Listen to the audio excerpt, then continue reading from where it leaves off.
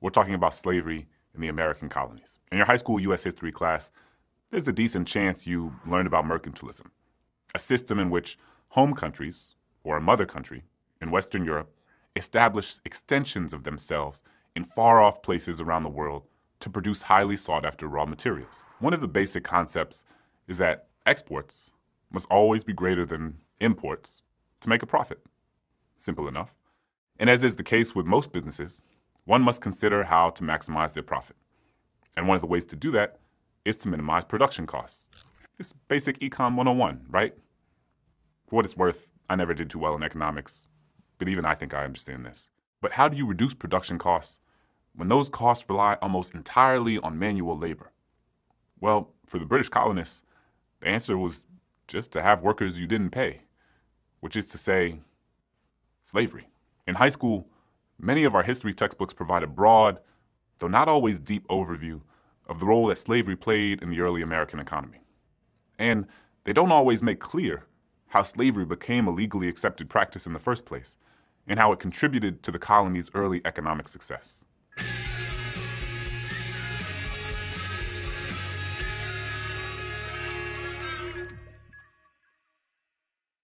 In the future United States, in what is now the state of South Carolina, a Spanish magistrate founded the colony of San Miguel de Guadalupe in 1526 with an unknown number of enslaved Africans.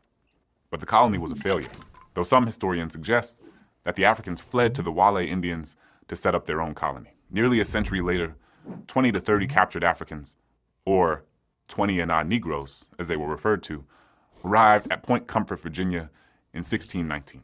It is the arrival of this group that has come to represent the origins of chattel slavery in the United States, because they were the first to arrive to an English colony, a colony that would, a century and a half later, become the United States.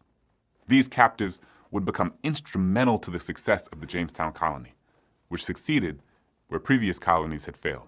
We might imagine the first group of African captives to be foreign to the New World, but they had already had significant contact with Europeans, particularly those from Spain and Portugal. They were part of a group historian Ira Berlin describes as Atlantic Creoles. They were versed in many languages, had some familiarity with Christianity, and sometimes even worked alongside white indentured servants. Europeans did attempt to utilize other sources of labor before turning to enslaved Africans. But the indentured servitude of European immigrants posed issues that prevented colonists from extracting long-term systemic labor from them. For one, European indentured servants could only legally be indentured for a contracted period of time, usually somewhere between 4 and 7 years. When their contracts expired, new indentured laborers had to be found and trained, which resulted in inconsistent levels of production. Secondly, well, European indentured servants were white, and Europeans, regardless of their origin, still viewed other Europeans as fully human. Some Europeans were reticent to discipline other Europeans with the same harsh punishment that Africans received. Historical evidence suggests that when mixed groups of Africans and European servants ran away, the Africans within the group would receive the harshest punishment. Settlers also attempted to enslave indigenous people, but this didn't really satisfy their labor needs. And while Europeans did not immediately give up on indigenous labor, ongoing conflicts with Native Americans made imported Africans a much more desirable source of labor.